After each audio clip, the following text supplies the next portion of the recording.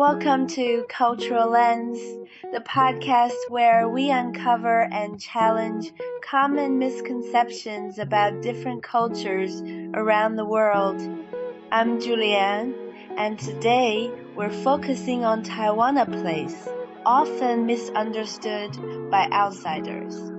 To help us navigate these misconceptions, I'm joined by Emily, a cultural expert from Taiwan. Emily, welcome. Thanks, Julianne. I'm excited to be here. As someone born and raised in Taiwan, I've encountered many misconceptions about my home. Today, I hope to provide a clear picture of Taiwan's culture and identity. That's fantastic. Our goal today is to break down stereotypes and give our listeners a more accurate understanding of Taiwan. So let's dive in. One of the most common misconceptions I've heard is that Taiwan is just another part of China. Can you clarify this? Absolutely. Taiwan has a distinct political, cultural, and historical identity separate from China. While Taiwan was once under Qing Dynasty rule, it was ceded to Japan in 1895 and only came under the control of the Republic of China after World War II. Today, Taiwan operates as a separate democratic entity with its own government, legal system, and economy. Politically, it's a complex issue, but culturally, Taiwan has developed its own unique traditions, from language variations to festivals and even pop culture. That's a crucial distinction. Another thing I've heard is that Taiwanese people only speak Mandarin. Is that the case? Mandarin is the most widely spoken language, but Taiwan is linguistically diverse. Many people speak Taiwanese Hokkien, a language with roots in southern China. And there's also Hakka, spoken by the Hakka ethnic group. Indigenous groups in Taiwan have their own languages as well, some of which are Austronesian. In recent years, there's been a revival of indigenous and local languages to preserve Taiwan's rich linguistic heritage. Wow, that's more diversity than I expected. Let's talk food. People often assume Taiwanese cuisine is just like Chinese food. What's your take on that? Taiwan's cuisine is incredibly unique. While it has influences from various Chinese provinces due to historical migration, it also has strong Japanese and indigenous elements. Take beef noodle soup.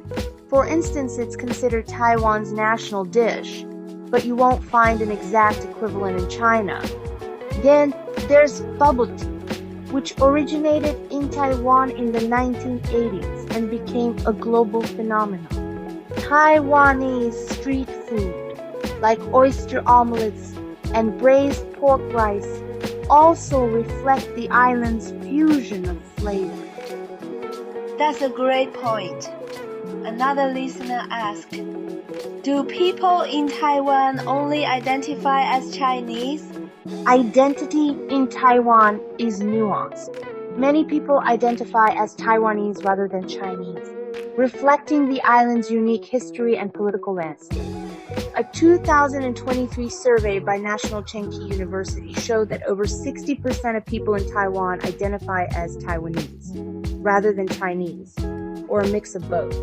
This reflects the strong sense of national identity that has developed over the decades. That's insightful. It really shows how complex cultural identity can be. Now, let's talk about how people can avoid these misconceptions in the first place. What are some ways people can learn more about Taiwan without falling into these misconceptions? First, engage with Taiwanese voices, read books by Taiwanese authors, watch Taiwanese films, and follow Taiwanese media. Second, visit Taiwan if you can. Experiencing the culture firsthand is the best way to understand it. Lastly, Be open to learning beyond mainstream portrayals. Taiwan is often overlooked in global discussions, so seeking out diverse perspectives helps paint a fuller picture. Those are great suggestions.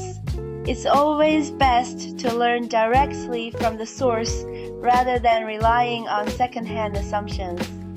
Today, we explored and debunked common misconceptions about Taiwan, from its political status to its cultural identity and cuisine. We also discussed ways to approach cultural understanding with greater depth and respect. Thanks for having me.